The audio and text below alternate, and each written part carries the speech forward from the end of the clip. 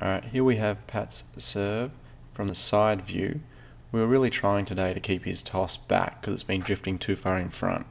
What we have been finding is that when he keeps his toss back, it drifts to the left.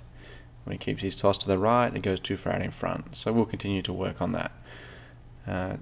This toss he did keep it back very well, maybe slightly too high with the ball toss. You can see he drove up and he probably got his head under the ball a little bit too early.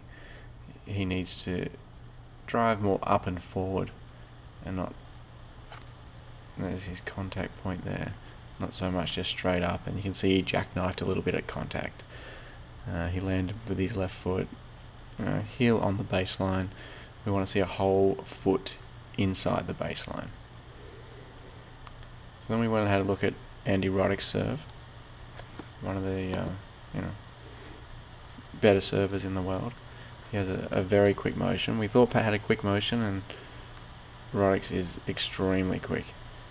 He releases the ball, gets a great left hip into the court.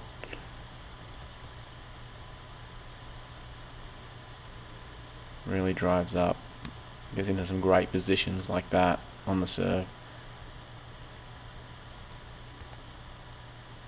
Really drives up to contact, and he gets his left foot well inside the court. So we put the two of them next to each other here just to see some different things.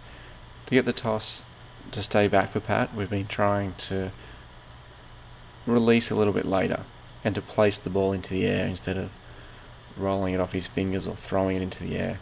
Try not to have the ball spinning through the air. He let go here, above eye level, which is perfect, and that's why he was able to keep the toss back. You can see how quick Roddick's serve is, as he's only just starting now and they'll contact at the same time. Roddick also releases just above eye level.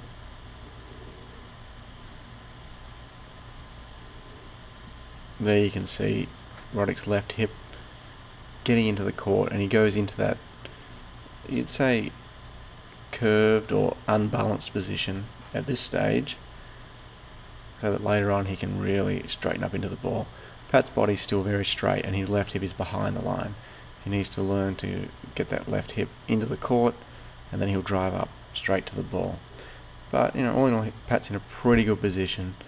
Maybe his centre of gravity is a little bit behind him, which we can't really see from this view. Now as they drive up, you can see Roddick's body is on a perfect angle to the ball, 76 degrees. Pat's too straight up. He's only 83 degrees. Roddick's got that racket right down his back. Perfect straight line, and he's going to drive straight up to the ball.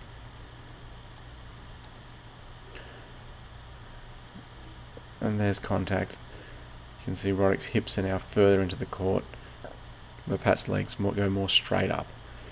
Pat jackknifes a little more than Andy does. And there's the landing, with Andy being nicely inside the baseline and Pat's heel on the baseline. So we'll work at getting a better angle up to the ball and getting that left foot to land inside the baseline.